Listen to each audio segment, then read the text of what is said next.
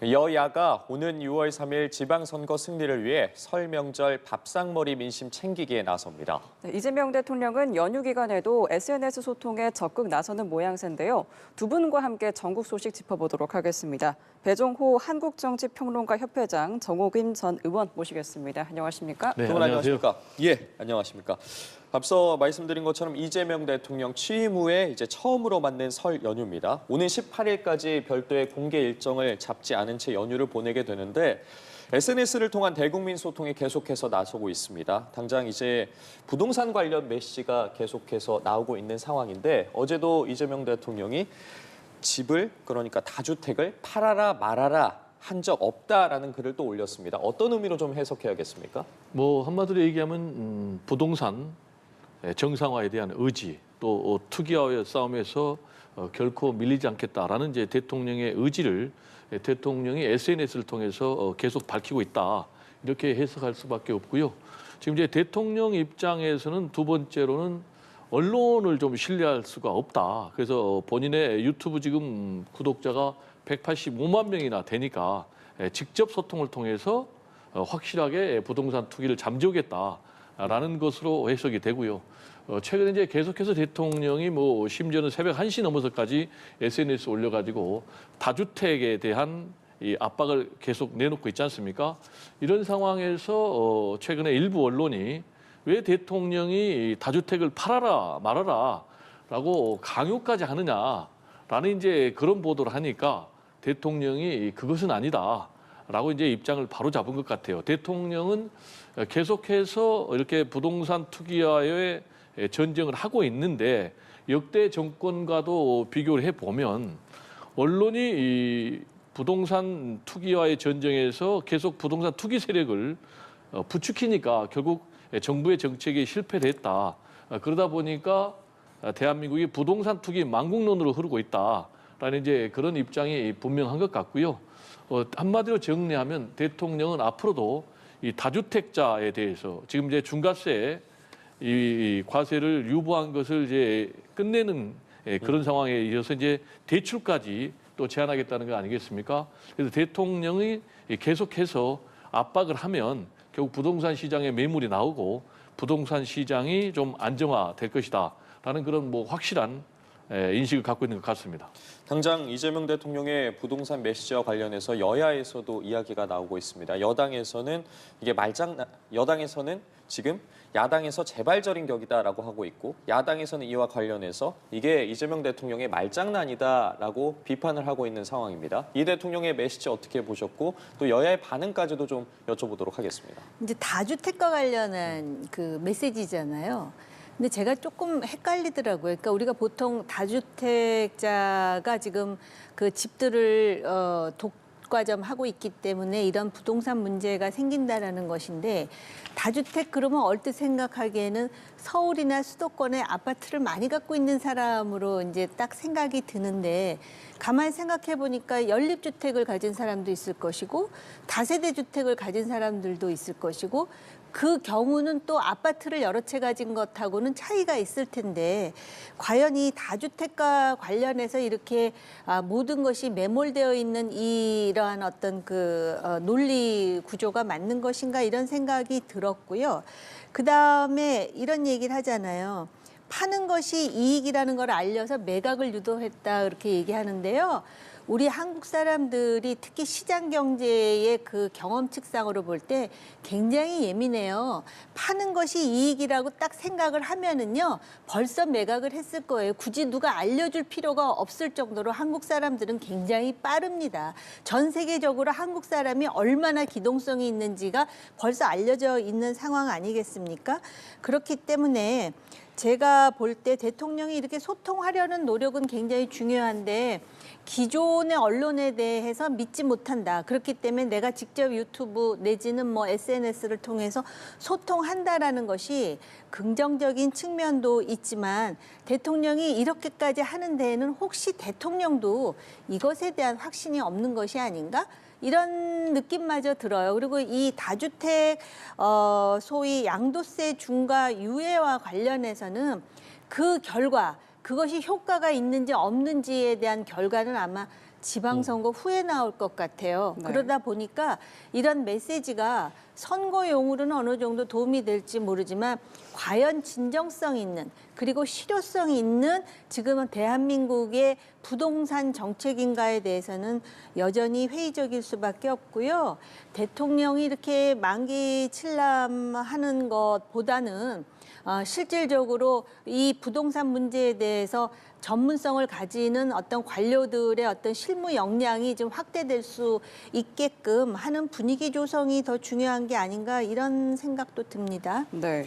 자, 지방선거 100여일 앞두고 있는 상황입니다. 야당 상황 먼저 짚어보도록 할게요. 지금 국민의힘 지지율, 민주당의 더블 스코어 격차까지 벌어졌습니다. 지금 지방선거를 앞둔 지도부 부담도 커지고 있는 모습이고 국민의힘 지지율이 지금 최근 조사에서 민주당과 두 자릿수 격차를 보이고 있는데 지금 당내 분열, 내홍이 좀 장기화하고 있습니다. 지금 국민의힘이 맞닥뜨린 상황 좀 어떻게 보십니까? 당내 분열 내홍이라고 얘기는 하지만 가장 핵심적인 문제는 장동혁 대표를 중심으로 하는 그 지도부 문제예요. 네. 이 지도부가 생각을 바꾸면 국면이 상당 부분 개선되거나 전환될 수 있는데 그걸 바꿀 수 없는 그들의 딜레마인 거죠. 그러니까 지금 이들이 이렇게 집권, 그러니까 당내 권력을 장악하게 된 배경에는 소위 강성 유튜버들이라든지 또는 그들의 지지를 지금 얻고 당선이 됐기 때문에 그들과 척을 질 수 없다라고 생각을 할 수밖에 없어요, 현실적으로.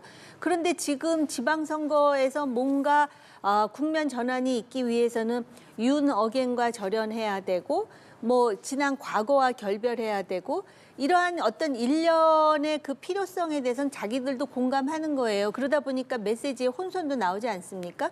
그런데 지금 와가지고 윤 어겐과 절연을 하게 되면은 그 지지층이 상실된다.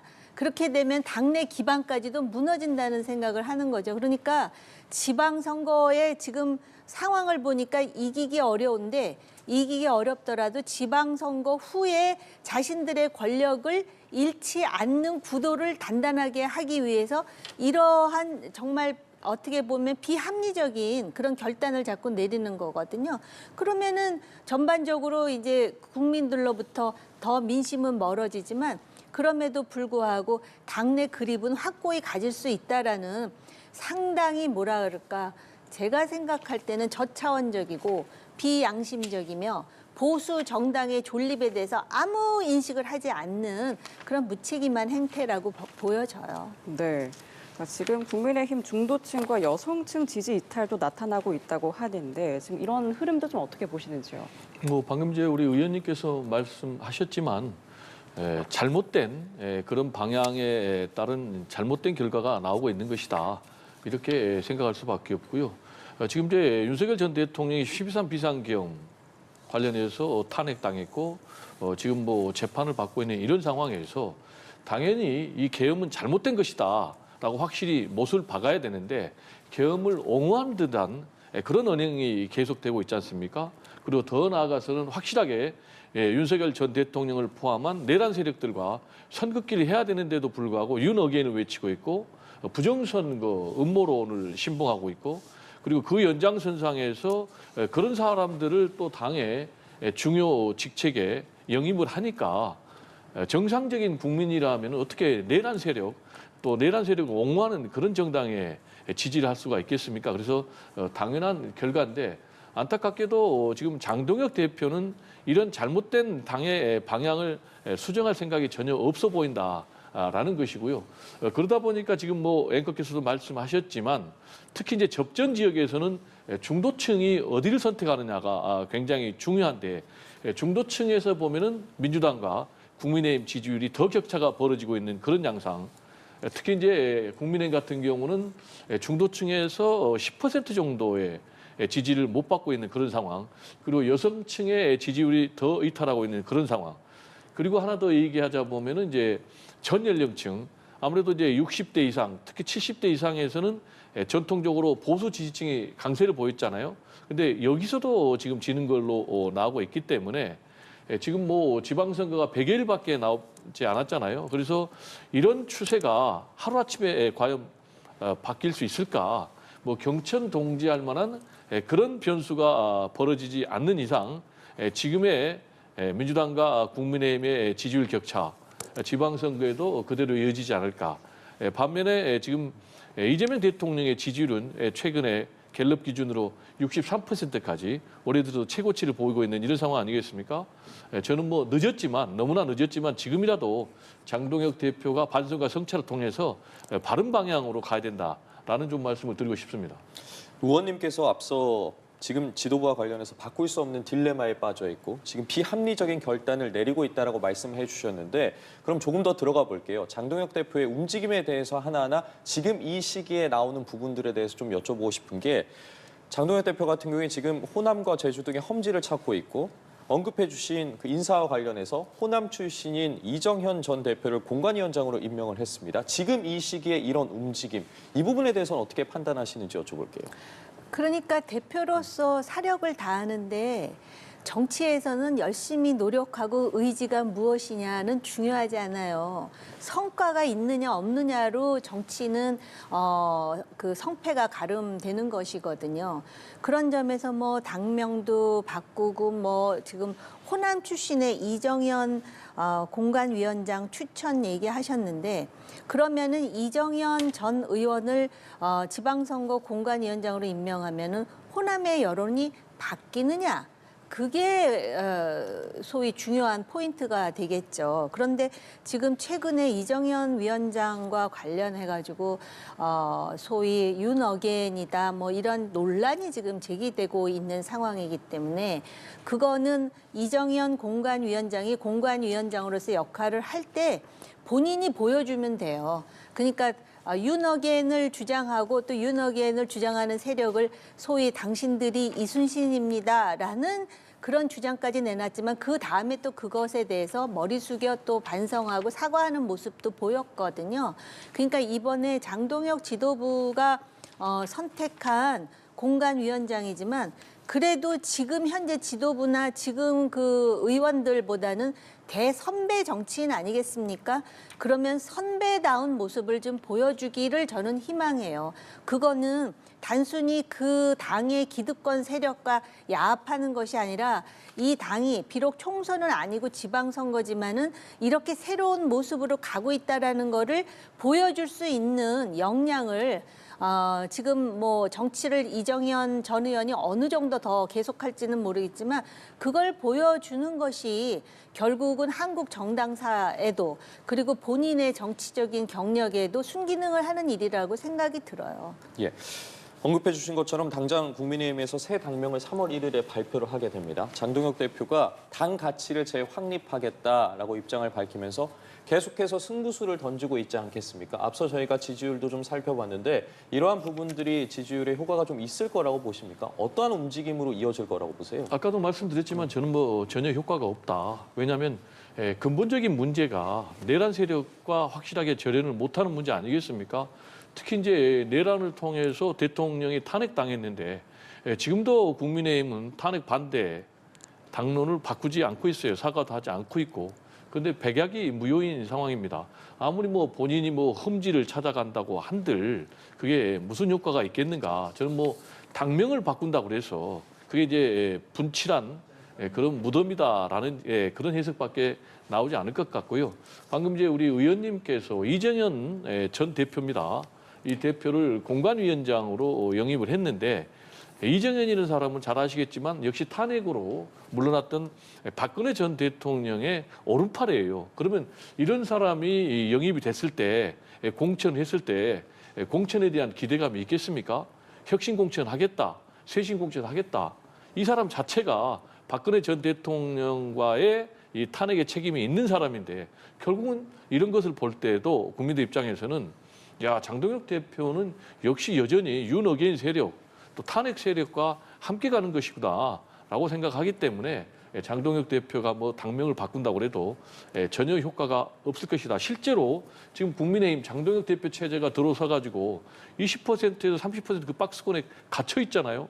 민주당이 뭐 어떤 악재가 터져도 변하지 않고 있는 이 근본적인 이유는 뭐겠습니까? 아까 말씀드린 그런 이유 때문이고 최근에 또 이 장동혁 대표가 악수를 둔 게 뭐냐면 본인이 이재명 대통령에게 영수회담을 해달라고 계속 사정을 했잖아요. 민생을 이유로. 그것도 교섭단체 대표연설을 통해서 민생 문제 때문에 얘기를 합시다라고 했는데 사법개혁안을 뭐 일방적으로 통과시켰다는 이유로 1시간 전에 이거를 본인이 취소했단 말이에요. 이런 걸 볼 때 과연 국민들이 장동혁 대표, 국민의힘은 민생을 우선하는 정당인가, 국익을 우선하는 정당인가 이런 생각을 할 것 같아요. 저는 전혀 그렇지 않게 생각을 하기 때문에 백약이 무효다라는 말씀 좀 드리고 싶습니다. 네. 자, 한동훈 전 대표 제명 이후 불거진 당내 비토론 여전합니다. 연휴 직전 친한계인 배현진 의원에게 당원권 정지 1년이라는 중징계를 내리면서 계파 갈등이 재점화하고 있는데요.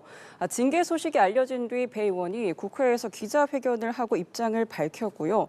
또 지도부는 조만간 권한대행을 임명할 계획이라고도 밝혔습니다. 차례로 들어보도록 하겠습니다.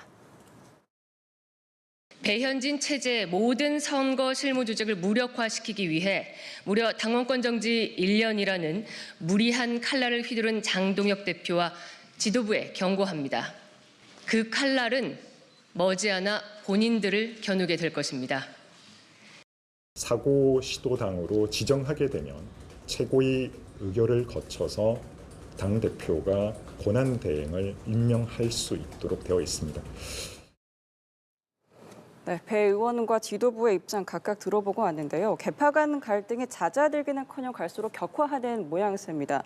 지금 서울시장 후보 공천으로 전선이 옮겨갈 분위기인데 지금 이 상황, 향후 좀 공천 구도까지 영향을 줄 수 있는 상황이라고 보십니까? 지금 장동혁 지도부는 그걸 의도하고 있는 것 같아요. 그래서 한동훈 전 대표 또 김종혁 전 최고위원 그리고 배현진 의원으로 이어지는 그럼으로써 소위 친한동훈계 정치인들에 대한 피해자 서사를 지금 만들어주면서 요번에 지방선거에서 소위 그 자기들하고 결을 같이 하는 사람들을 어떤 식으로든 공천, 이거는 단순히 서울시장뿐만 아니라 지금 그 서울시의 구청장 후보, 그 다음에 소위 구의원이라든지 시의원을 포함해서 자기 진영의 사람들로 지금 임플란트 시키겠다는 의도를 분명히 보여주고 있어요. 그러다 보니까는 배현진 의원에게 당원권 정지 1년이라는 중징계를 가한 거 아니겠습니까?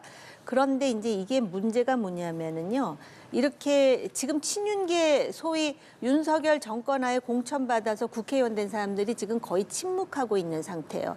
속으로는 궁시렁거리는지는 모르지만은 대안과 미래의 몇몇 의원 빼고는 지금 가만히들 있는데요.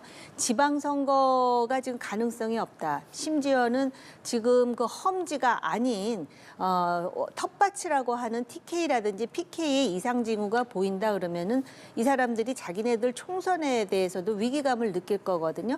그런데 아직 그런 수준까지 못 간 데다가 이 사람들이 그렇게 해서 공천받았기 때문에 이럴 때 당을 바로잡기 위해서 어떻게 해야 되는지에 대한 노하우가 지금 결여돼 있는 상태 같아요. 그러다 보니까 이런 상황에서 목소리를 내야 될 국회의원들이 지금 거의 가만히 있는 상황 아니겠습니까? 그래서 참 이상한 상황인데요.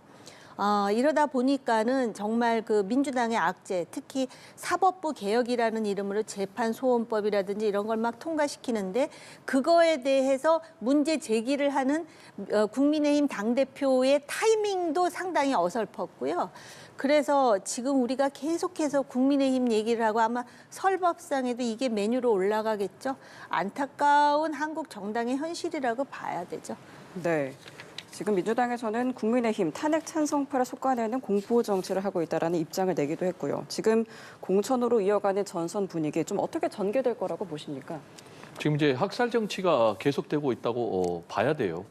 지금 이제 장동혁 대표는 설 명절을 앞두고 화합의 정치를 통해서 국민의힘의 변화된 모습을 설 명절 밥상에 올려야 되는데 지금 단두대 정치, 학살 정치를 통해서 피를 뿌리는 그런 정치를 하고 있는데 첫 번째로는 한동훈 전 대표 제명 처리했고 두 번째로는 역시 한동훈 전 대표의 오른팔이라고 할 수 있는 김종혁 전 최고위원도 사실상 제명했고 배현진 역시 이제 한동훈 세력의 핵심이라고 봐야 되겠죠. 서울시당 위원장인데 지금 당원권 정지 1년을 내렸는데 이게 굉장히 의미하는 바가 커요. 어떤 의미냐?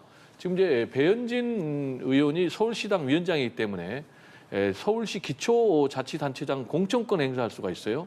그리고 또 지방 의원들 공천권 행사할 수가 있는 거예요. 그런데 이제 당원권 정지 1년을 하게 되면 서울시당 위원장의 직무 정지가 되는 거죠. 그렇게 되면 이제 장동혁 대표가 권한대행을 임명하는 거예요. 네. 그럼 이제 이 권한대행을 통해서 자신이 원하는 사람을 공천하게 되는 거죠. 그렇게 되면 이제 사실상 수도권, 서울 같은 경우는 한동훈 세력계의 거점이라고 할 수 있는데 한동훈 세력의 거점을 완전히 없애고 자기 사람을 공천해서 한동훈 체제를 무력화시키고 장동혁 체제를 더 공고히 하는 이런 일이 벌어지겠죠. 그리고 더 나아가서는 이런 얘기도 지금 정치권에 회자가 되고 있어요. 오세훈 현 서울시장도 공천을 주지 않을 가능성이 있다. 그래서 앞으로 과연 오세훈 현 시장이 공천을 받게 될지 또는 뭐 아예 박탈이 될지 그렇게 되면 이제 오세훈 현 서울시장 같은 경우는 아예 당권 도전으로 간다고 하는데 지금 뭐 설 명절을 앞두고 이렇게 자중질환에 빠진 국민의힘 모습을 보면 국민들이 어떤 평가를 내릴까 좀 안타깝게 생각하고요. 장동혁 대표는 이런 망상을 하고 있는 것 같아요. 이렇게 공천권 행사에서 확실하게 장동혁 체제를 만들면 본인이 당을 완전히 장악할 수 있다. 그러면 지금은 비난을 뭐 이렇게 국민들로부터 들어도 세월이 흐르면은 결국은 양당 대결로 가게 되니까 지난번에 박근혜 전 대통령의 탄핵에도 불구하고 윤석열 검찰총장을 영입해서 정권을 찾아왔듯이 자신에게도 그런 기회가 올 수 있다. 이런 판단을 하고 있는데 저는 한마디로 이런 장동혁 대표의 생각은 망상이다. 이렇게 저는 결론 내리고 싶습니다. 결국에는 이러한 상황이 다가올 이제 지방선거에 어떤 영향을 미칠지 또 귀추가 주목되고 있는데 당장 지방선거 승패가 수도권과 부산의 결과에 달렸다라는 이야기가 나오고 있는 상황에서 여당 후보군은 굉장히 많이 거론이 되고 있는데 야당에서는 이른바 인물 기근이라는 표현까지 나오고 있습니다. 어떻게 보고 계세요? 인물이 왜 없겠습니까? 그런데 정당이 이렇게 질벌되는 그런 상황에서는 어떤 그 인물이 나와도 이길 가능성이 없다라고 생각하면은 일단 출마에 관심을 접는 그런 현상이 보여지지 않겠습니까?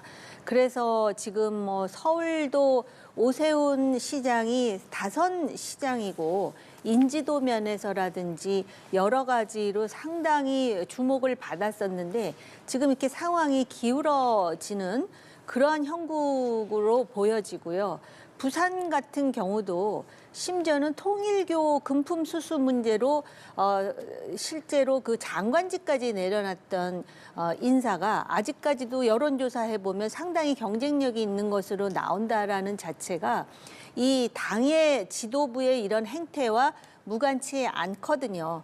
그럴수록 그 국민의힘의 서울시장 내지는 부산시장의 소위 후보로 가장 그 일선에 있는 사람은 뭔가 적극적으로 본인의 선명성과 함께 당의 이런 문제에 대해서 적극적으로 문제 제기하는 모습을 보이면서 중도층을 좀 이렇게 흡인해야 되는데 그것도 어떻게 보느냐에 따라서 너무 적극적이지도 않고 이러지도 저러지도 못하는 상황 아닌가라고 보여진다라는 점에서 상당히 아쉽고요. 그런 상황임에도 불구하고 장동혁 지도부가 오히려 지금 현재 서울시장을 상당히 흔드는 모습마저 보일 수가 있거든요. 예를 든다면은 뭐 새로운 얼굴 이러면서 그러다 보니까는 무슨 뭐 서울의 모 의원 하면서 이 하마평에 오르는 사람들이 있고 과연 이게 국민의힘 서울시장 후보로 선정되는 사람에게 어떤 도움이 될까. 그러나 어찌됐든 간에 이런 상황에서 공천보다는 경선이 더 중요할 것 같은데 지금 만약에 오세훈 서울시장에 대해서 당대표가 또는 당 지도부가 다른 마음을 먹고 있다면 경선 룰을 현 서울시장에게 굉장히 불리하게 한다든지 아니면은 지금 명태균 사건으로 기소가 된 상황인데 그 기소를 문제 삼아서 공천을 안 주려고 하든지 뭐 여러 가지 방법을 생각을 할 텐데 과연 그런 것이 국민의힘에 도움이 될지 모르겠습니다. 다만 다만 그렇게 분리하고 지금 당대표와 각을 세우는 상황에서 그래도 경선에 승리해서 뭔가 관록을 보여준다면 아직까지도 서울시장 선거는 제가 볼 때 가망성이 있다라고 생각합니다.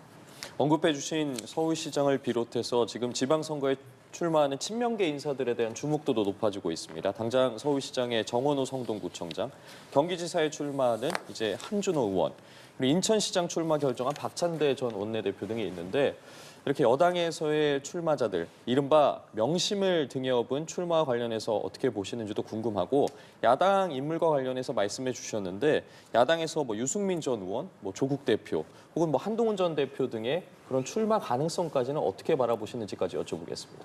네, 일단 조국 대표 같은 경우는 합당이 사실상 지방선거 전에 무산됨으로 인해서 지방선거에 도전할 가능성 내지는 공간이 굉장히 좀 좁아졌다 이렇게 판단을 내릴 수밖에 없겠고요. 그리고 한동훈 전 대표 같은 경우는 어떻게든지 이번 이제 지방선거에 출사표를 던져서 정치적인 활로를 열어야 되기 때문에 도전할 것으로 보여지고 그렇다면 이제 대구 지역이 가장 유력하게 거론이 되는데 과연 배신자 프레임을 극복할 수 있을지 그리고 또 유승민 전 의원 같은 경우는 경기도지사 후보로 굉장히 유력하게 거론이 되고 있는데 과연 장동혁 대표가 유승민 전 의원에게 공천을 줄 것인지가 굉장히 의문이에요. 지금 행보를 보면 윤어게인 세력 또 부정선거 음모론 신봉자들하고 같이 가겠다라는 그런 노선의 흐름을 분명히 보여주고 있기 때문에 유승민 전 의원에 대해서 공천권을 줄 가능성, 공천을 줄 가능성도 좀 굉장히 희박하지 않나 이렇게 생각이 되고 지금 이제 명심 마케팅을 굉장히 내세우고 있는 것은 굉장히 자연스러운 흐름이다. 왜냐하면 지금 이재명 대통령이 전체적으로 60% 이상의 지지율까지 받으면서 굉장히 일을 잘한다라는 그런 평가를 받고 있기 때문에 여당 후보 입장에서는 명심 마케팅을 해야지 본인이 경선에서도 승리할 수 있고 본선에서도 승리할 수 있기 때문에 이렇게 명심 마케팅을 내세우고 있는 것이 아닌가 이렇게 생각이 되고 또 이재명 대통령 입장에서는 지방자치단체장이 자기가 신뢰하는 그런 사람이 와야만이 안정적으로 국정 운영을 할 수 있다.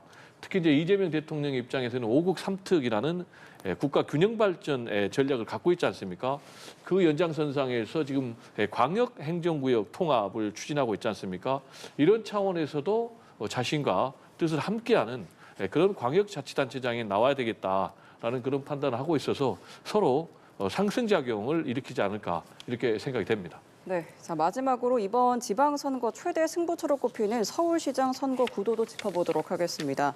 자, 후보 선호도 조사에서부터 접전 양상이 확인됐는데 가상 양자 대결에서는 정원호 후보가 현직 오세훈 시장까지도 오차 범위 내에서 앞서고 있는 결과가 나오고 있습니다.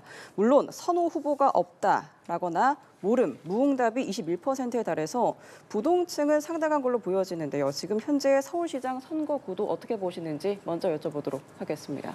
네, 현재 흐름을 보면요. 추세상 초반에는 오세훈 현 시장이 굉장히 우세를 했는데 시간이 흐를수록 민주당의 정원호 지금 성동구청장이 치고 올라가면서 오히려 역전되는 이제 그런 양상을 보이고 있어요. 역시 이제 오세훈 현 시장 입장에서는 아까도 제가 말씀드렸듯이 장동혁 대표에 대해서 사퇴하라는 요구를 했지 않습니까? 그런 차원에서 과연 장동혁 대표가 오세훈 현 시장에게 공천을 줄 수 있을지, 그래서 이 공천을 받을 수 있을지 이게 첫 번째 시험되고요. 그리고 공천을 받는다고 그래도 현재 국민의힘 지도부의 이런 부정적인 국민들의 어떤 민심을 극복하고 당선이 될 수 있을지 이게 굉장히 큰 변수고요.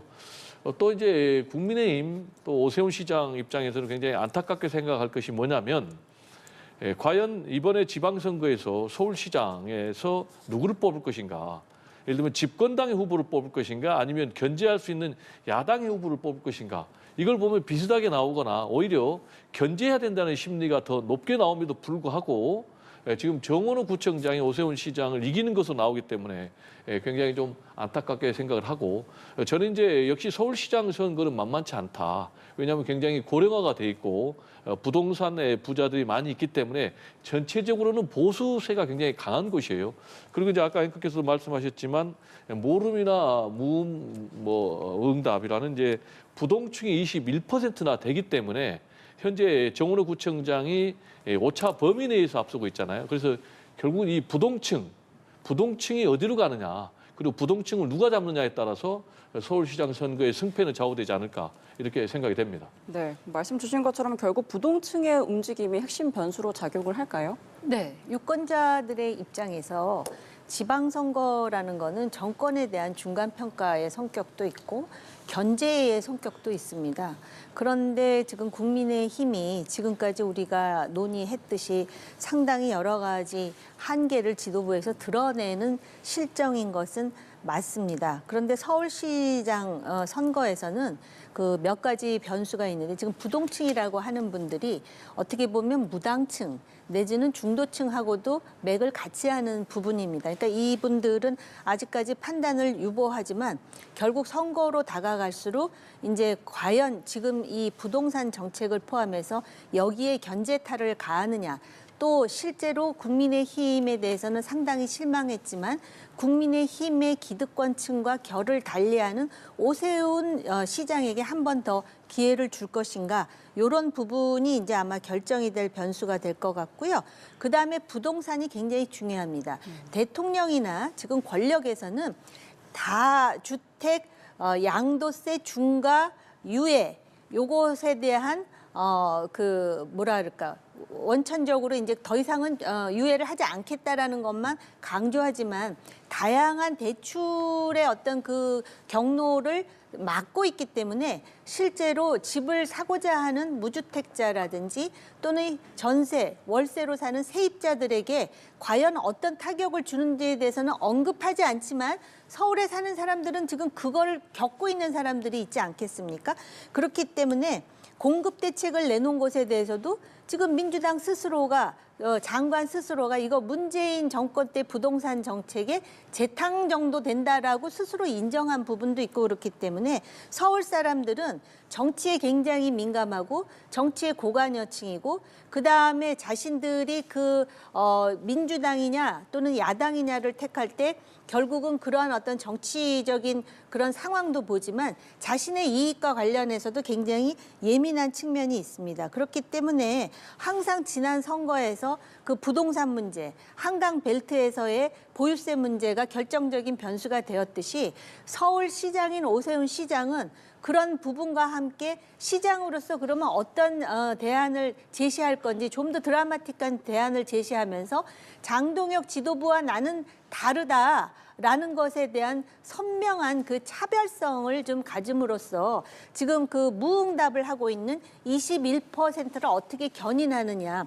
또 정원호, 오세훈, 나경원을 보면은 오세훈 21, 나경원 13, 정원호 24거든요. 근데 나경원을 지지한다는 사람이 제가 볼 때 정원호 구청장을 지지할 가능성은 그렇게 높지 않다라고 보여집니다. 그렇기 때문에 소위 국민의 힘을 사랑하고 지금의 지도부에 대해서 문제의식을 가지는 그러한 사람들을 중심으로 해서 전략을 좀 확고하게 짤 필요가 있다라고 봅니다. 알겠습니다. 연휴 기간 밥상에 올라갈 정치권 이슈들 두 분과 소화해 봤는데요. 지금까지 배종호 한국정치평론가협회장, 정호김 전 의원과 함께했습니다. 고맙습니다. 네, 감사합니다.